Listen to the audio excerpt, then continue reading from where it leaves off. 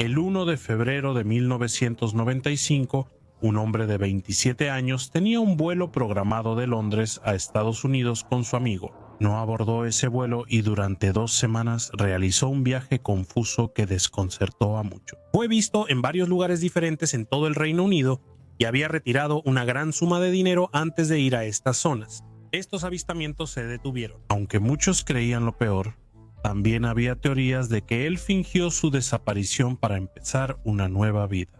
Independientemente de lo que haya pasado, nunca ha salido a la luz ninguna evidencia concreta sobre su paradero y hasta el día de hoy sigue siendo un misterio. Richie Edwards fue el letrista y guitarrista rítmico de la banda galesa Manic Street Preachers. Considerado un hombre atormentado, pero también un compositor increíble que escribía letras oscuras, profundas e introspectivas. Así es como también lo describían, y es su intelecto lo que ha llevado a la gente a creer que puede haber más en este caso de lo que parece. Hoy revisaremos la historia de Manic Street Preachers y Richie Edwards, y analizaremos la pregunta que ha desconcertado a muchos. ¿Es Richie Edwards el miembro menos mencionado del Club de los 27 o es un hombre de 55 años que logró fingir su desaparición y escapar de un mundo que despreciaba?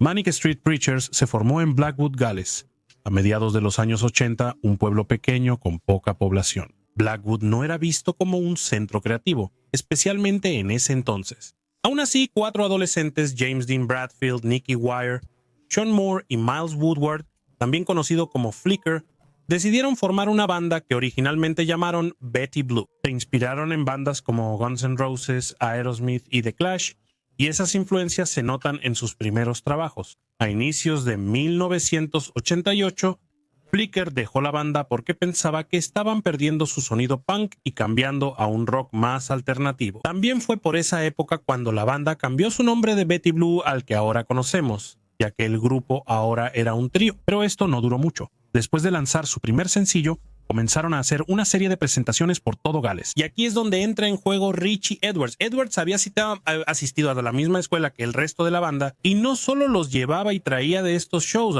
sino que también los ayudaba con el diseño. De hecho, él fotografió y editó la portada de su primer sencillo. En verano de 1988 se unió a la banda como letrista y guitarrista rítmico. Aunque no tenía mucha inclinación musical y fingía tocar la guitarra en sus presentaciones, era un compositor talentoso y esto le salía casi de forma natural. Richie estudiaba historia política en la Universidad de Swansea, carrera de la que se graduó, y también le fascinaba la literatura. Era famoso por leer a innumerables escritores, poetas y filósofos, y solía mencionarlos en entrevistas y canciones, mostrando gran sutileza y complejidad al analizar. La música de Manic Street Preachers reflejaba al mundo, sumada a los intensos solos de batería de Sean Moore, las potentes voces y riffs de James Bradfield, junto con el bajo y composición de Nicky Wire. La banda era una fuerza notable, por eso firmaron en 1990 con Damaged Goods Records. Ian Bollard de la disquera los había visto presentarse en el pub Horse and Groom en Londres en septiembre de 1989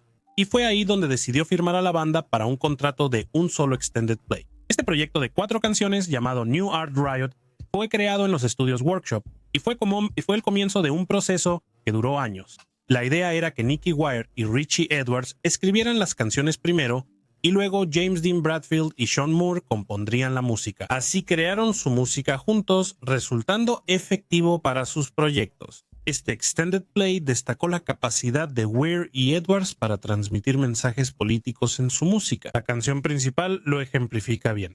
Cerrar hospitales mata más que las bombas, pero ahorra dinero porque la gente es desechable. Ignoras a los insurgentes, pero apoyas a los traficantes de armas. Todos usan drogas porque facilita gobernar. Desde este extended play, los Manic Street Preachers mostraban que no temían ser políticos o anti-establishment, y a través de la composición de Bradfield y Moore, pudieron articular estos mensajes de una manera pegajosa y contagiosa. Tras lanzar su extended play, la banda firmó en 1991 con el sello independiente Heavenly Recordings. En esta etapa también eran manejados por Felipe Hall, figura clave en la historia de la banda. Hall creía mucho en su trabajo y apoyó a la banda y su música. El grupo vivió con él brevemente a principios de los 90 cuando estaban con Heavenly Recordings y lanzaron 2 sencillos, Motown Junk y You Love Us. Tras lanzar estos sencillos y su extended play, la banda ya tenía material suficiente para una gira completa por el Reino Unido. En esta misma gira, los Manic Street Preachers y Richie Edwards dieron una de las entrevistas más comentadas y perturbadoras de los 90s. Los Manic Street Preachers empezaban a ganar una reputación infame por varias razones diferentes. En parte por sus presentaciones en vivo erráticas, en parte por su música combativa, pero principalmente porque en realidad eran muy críticos con otras bandas y con la música rock en general. No solo eran anti-establishment en lo político, también lo eran dentro de su propio género. Esto llevó a que otras bandas y varios periodistas musicales desarrollaran cierto desdén hacia el grupo. Ponían en duda su autenticidad y a veces acusaban a la banda de querer atención. Una publicación que destacó a la banda fue Enemy, especialmente Steve Lamacq, antes crítico del grupo. Más tarde escribió sobre esto en The Guardian y dijo lo siguiente: habíamos empezado a distanciarnos en público. Ellos criticaron a ti algunas bandas que me gustaban, y yo respondí haciendo algunos comentarios bastante poco amables sobre ellos en una reseña de otra banda llamada Bleach. Todo fue algo infantil, aunque en ese momento parecía serio. Serio describía bien sus problemas, y el 15 de mayo de 1991 llegó a un punto de ebullición. Cuando Steve Lamacq fue enviado por Enemy a reseñar un show en vivo de la banda en NARC, el espectáculo resultó tranquilo y con poca asistencia, y debido a su material limitado, solo tocaron durante unos 30 minutos antes de salir del escenario. Aparentemente, cuando bajaron del escenario, un par de fans les gritaron punks de plástico, una crítica de la que estoy seguro ya estaban hartos de escuchar. Después de esto, el grupo, específicamente Richie, empezó a conversar con Steve Lamacq, y de nuevo aparentemente fue algo bastante civil y educado. La conversación giraba en torno a que Lamacq dudaba de la autenticidad e imagen de la banda. Durante toda la conversación él le decía constantemente a Richie: simplemente no creo que ustedes sean auténticos. Edwards lo discutió, pero no logró convencer a Lamacq de su autenticidad. Después de su conversación, Richie lo apartó por unos minutos porque quería mostrarle algo. Es difícil explicar lo que sucedió después de una manera delicada, pero haré mi mejor esfuerzo. Básicamente, Richie se grabó las palabras de verdad en el brazo con una hoja de afeitar. Este proceso tomó unos minutos, durante los cuales Steve Lamacq miró a Richie sorprendido. Finalmente llamaron una ambulancia y Richie fue llevado al hospital, pero antes tomaron varias fotos del incidente. Le pusieron 18 puntadas y Steve Lamacq regresó a las oficinas de Enemy con una historia increíble y una decisión que tomar. Richie Edwards claramente intentaba hacer una declaración con este acto morboso. La pregunta que surgía ahora era: ¿debería Enemy realmente publicar estas fotos? Eran muy gráficas e intensas, y publicarlas podría ser irresponsable. Bueno, nada de eso realmente se tomó en cuenta, porque 10 días después de este incidente, Enemy publicó su última edición. En la parte superior de la portada mostraron el brazo vendado de Richie y un texto: lo dicen en serio, hombre. Ahora, en vez de una breve reseña de la banda, hicieron una página completa sobre el incidente, con fotos mostrando todo. Luego se supo que se filtró un audio de las oficinas enemigas donde el personal comentaba el incidente. Y aunque algunas personas protestaron por la publicación de estas fotos, el personal en general parecía estar de acuerdo, aunque fueron bastante insultantes hacia Richie Edwards en el proceso. Y es una imagen espantosa y todos andan corriendo, molestos, horrorizados y emocionados. Bueno, quizás se corten la cabeza entre ellos y así se acabará todo. Por supuesto. Debes imprimir eso, es rock and roll, ¿no? Pero esto es autoinmolación. James, creo que es una excelente foto. Ed, quiero decir, la tomó para Iggy Pop. No voy a discutir todo el día por estas fotos, pero no haces diferencia entre Nicky Pop y él. Oh, no te engañes. No me estoy engañando. La pregunta es, ¿podemos publicar esta foto? ¿Por qué es tan horrible? En esta grabación los escuchamos hablar sensacionalistamente del incidente sin mencionar las verdaderas razones detrás de sus acciones. No hablan de ninguna lucha mental con la que él pueda estar lidiando. Lo llaman idiota y no encuentran ningún supuesto arte en lo que hizo. Parece que lo ven más como bufón entretenido que como ser humano y motivo de burla. Para ser justos, esto fue a inicios de los 90, cuando la salud mental no se hablaba como hoy. El periodismo musical era un mundo completamente diferente, y Richie Edwards, él mismo, obviamente, estaba tratando de llamar la atención con este acto.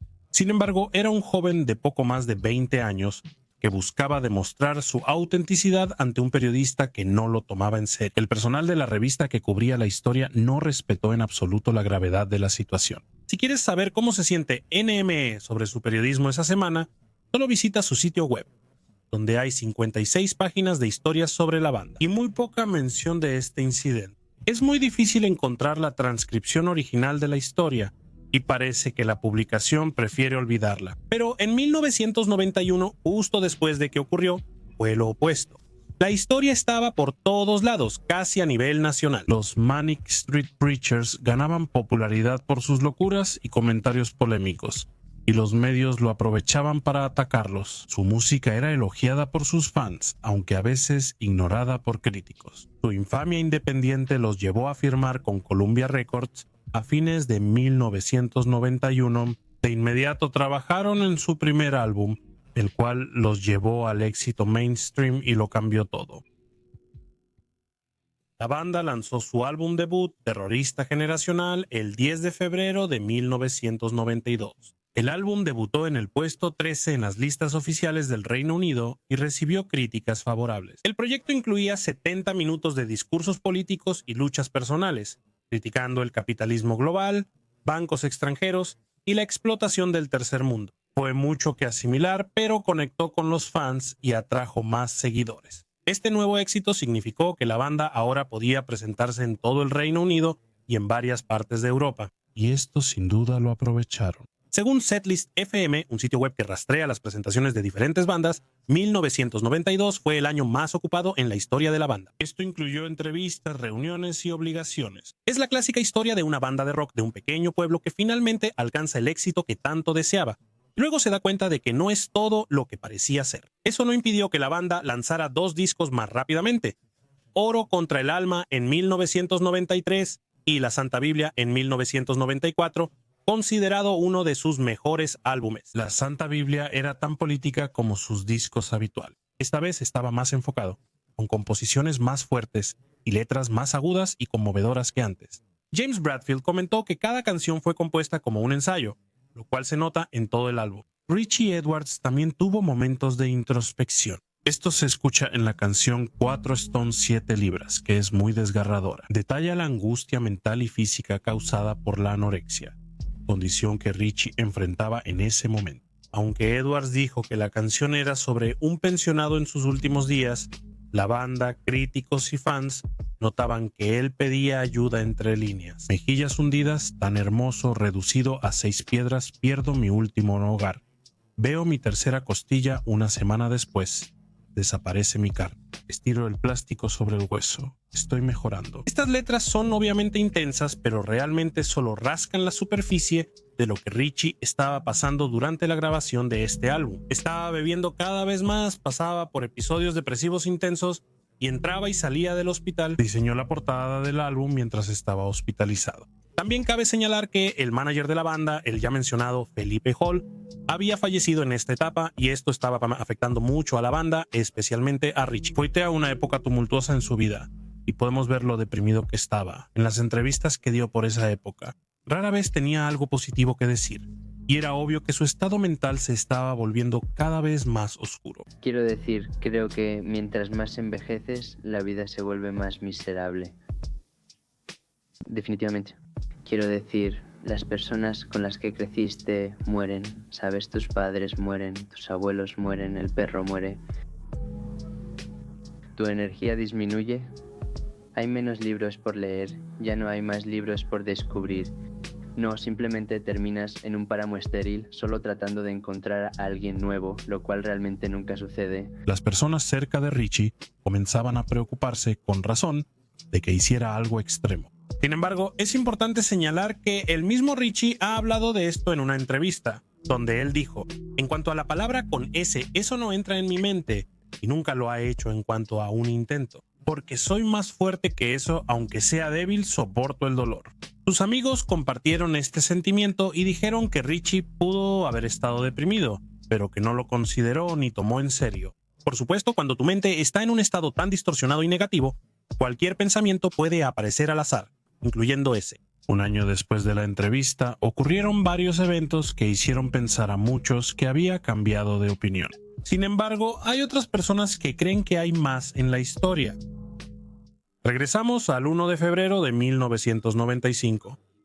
La Santa Biblia ya está disponible. Críticos y fans están entusiasmados con el álbum, y los Manic Street Preachers se preparan para una gira promocional en Estados Unidos. James Bradfield espera a Richie en el hotel, pero nunca llega. El periodo previo y las 2 semanas siguientes son confusos y difíciles de explicar por las muchas cosas que ocurrieron simultáneamente. Sin embargo, haré mi mejor esfuerzo para resumirlo en una línea de tiempo comprensible.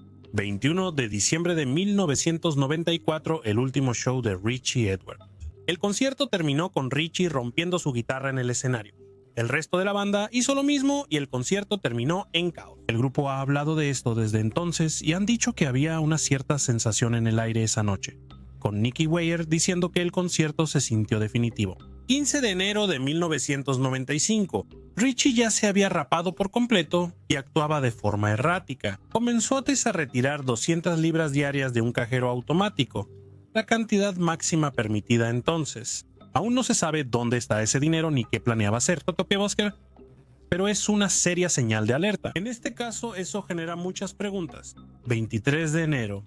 Una semana después, Richie da su última entrevista para la revista Music Life. En una de sus últimas grabaciones, Richie dijo: "La gente dice que es fuerte, pero no es cierto. Todos somos débiles".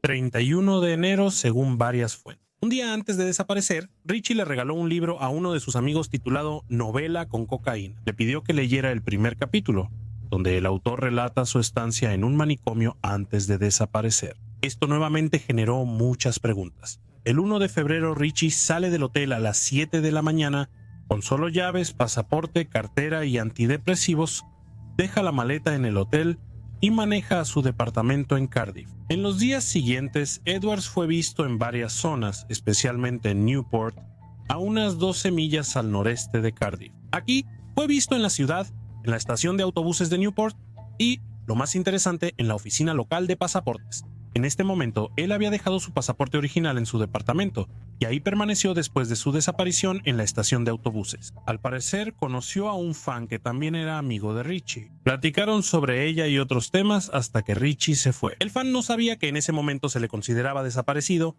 y no pensó nada al respecto, excepto que Richie estaba actuando un poco extraño. 7 de febrero, un taxista recoge a un pasajero que supuestamente era Richie Edwards. Este pasajero estuvo actuando de manera extraña durante todo el viaje, supuestamente hablando con acento cockney, antes de finalmente volver a su acento galés habitual. También se recostó en el asiento trasero del taxi y le pidió al conductor que tomara el camino más largo posible. Condujeron por los valles cercanos y finalmente llegaron al pueblo natal de Richie, Blackwood. Después de algunas paradas equivocadas, el hombre se bajó en la estación de servicio Severn View y pagó la tarifa de 68 libras esterlinas en efectivo. Si ese hombre era de hecho Richie Edwards, entonces ese taxista probablemente fue la última persona registrada en tener una conversación completa con Richie. El 14 de febrero, el auto de Richie recibe una multa en el mismo estacionamiento de esa estación de servicio. 3 días después, se declara abandonado y se investiga esperando hallarlo. El auto mostraba señales de haber sido habitado. Tiene fotos recientes de la familia de Richie y, por su estado, era claro que no volvería. Richie nunca le había sido visto oficialmente desde entonces, y la teoría más popular es, desafortunadamente, la más deprimente. El puente Severn está hasta solo 1 milla de esta estación de servicio, y esta zona es algo así como un punto crítico para personas que se quitan la vida. De hecho, este método exacto de personas que abandonan sus vehículos en este estacionamiento y caminan hacia el puente ha ocurrido en numerosas ocasiones. Aún quedan muchas preguntas. ¿Por qué lo vieron en una oficina de pasaportes una semana antes? ¿Por qué retiró tanto dinero antes de desaparecer? ¿Y por qué dejó tantas cosas atrás? ¿Eso podría verse como pistas o señales? Son preguntas legítimas y al analizarlas notas que pudo haber otra versión de lo ocurrido esa noche. Así que echemos un vistazo a la evidencia, pero intentemos responder la vieja pregunta. ¿Richie Edwards fingió su propia desaparición? Ya hablamos sobre el dinero, la oficina de pasaportes y las semanas erráticas que pasó en Gales. Ha surgido mucha información nueva sobre esta teoría, principalmente por un libro en particular. Este libro se llamaba Huellas retiradas, buscando la verdad sobre Richie Manic. Fue escrito por Sarah Roberts y Leon Noakes y es la primera vez que un libro de este tipo se escribe con la total cooperación de la hermana de Richie, Rachel Edwards. No solo tienen largas conversaciones con sus amigos y familiares más cercanos, muchos de los cuales creen que hay más en esta historia. Pero también tienen acceso a muchas de sus pertenencias personales, como diarios, ensayos, cartas, tareas escolares y más. Con esta nueva información hablemos de algunos de sus descubrimientos. Primero hablaremos de la obsesión de Richie con autores que han creado historias sobre personas desconectadas de la sociedad. Se sabe que le dio un libro a su amigo un día antes de desaparecer con una historia parecida. Además, tenía mucha literatura que trataba este sentimiento y, en ocasiones, escribió relatos detallando cómo estos personajes actuaron, a dónde fueron y más. Esta obsesión no solo se veía en su literatura, sino que, según el libro, también es evidente en su familia, con varios miembros diferentes hablando sobre cómo ellos también han pensado en hacer esto. Otros miembros de su familia, de hecho, se han desconectado y se han convertido en reclusos, aislándose de su familia. Es posible que Richie se haya inspirado en esto de alguna manera. Lo escribió en sus diarios, tareas y lo comentó con sus amigos. Por último, hablaremos de la mujer misteriosa. Mientras Richie estaba en el Hospital Whitchurch, conoció a una mujer de Israel de la que hablaba con frecuencia. Se dice que tuvieron un romance y semanas antes de desaparecer, Richie mencionaba que quería ir a Israel. Supuestamente lo han visto en la India, las Islas Canarias y en Lanzarote, pero la idea de que se fue a Israel es por mucho la más popular. Así que intentemos tomar estas diferentes pistas y formar algo que parezca una idea posible. Aquí se trata de Richie Edwards, un músico exitoso de 27 años que sufre de depresión. Obsesionado con la literatura de autores que quieren vivir lo más alejados posible del mundo, decide que él también quiere irse y comenzar una nueva vida. Saca CP200 al día durante 2 semanas, lo que le deja 2.800 para ejecutar este plan, el equivalente a unas 7.000 libras hoy en día. Quizá tenga más dinero en otro lugar. Usa este dinero para sacar un pasaporte nuevo en la oficina de Newport. O usa una identificación falsa para obtener un pasaporte con otro nombre, o acuerda con alguien conseguir uno falso. De cualquier manera, ahora tiene una identificación completamente nueva con un nombre diferente, lo cual es esencial para su plan. Para que parezca que se ha ido para siempre, emprende un extraño viaje de 2 semanas que finalmente lo lleva a esta estación de servicio. En vez de caminar 20 minutos al puente, toma un taxi 37 minutos al aeropuerto de Bristol. Usa su nuevo pasaporte para conseguir un vuelo a Israel o a uno de sus países vecinos. Se reúne con la misteriosa mujer que conoció en el Reino Unido, compra una casa en efectivo y vive ahí hasta el día de hoy. Todo suena muy optimista y quizás sea un poco demasiado enredado. Quizá la teoría más popular sea la correcta, pero a veces creo que está bien dejar que la mente divague. No todo tiene que ser tan blanco y negro. Y dejar una pequeña parte de la puerta abierta puede permitir que entre un poco de luz en una habitación muy oscura. Los Manic Street Preachers aún están activos. Tras la desaparición de Richie, hicieron una pausa y en 1996 lanzaron el álbum Everything Must Go. El álbum tenía canciones de Richie y fue su mayor proyecto hasta entonces. 2 años después lanzaron This Is My Truth, Tell Me Yours. Y este fue el álbum número 1 en el Reino Unido cuando salió. Su éxito ya estaba prácticamente asegurado en ese momento. Giras agotadas, álbumes en la cima de las listas y reproducción constante en la radio. La banda estaba en la cima de su poder. Pero sin Richie, faltaba cierto toque especial. La música seguía siendo excelente, pero la originalidad y actitud de Edwards eran irrepetibles. Hasta finales de los 2000, la banda guardaba el 25% de sus ganancias musicales en una cuenta bancaria, a nombre de Richie. Según sé, esto es para Richie, no para su familia. En caso de que alguna vez regrese, ojalá algún día, esa cuenta bancaria hará un retiro.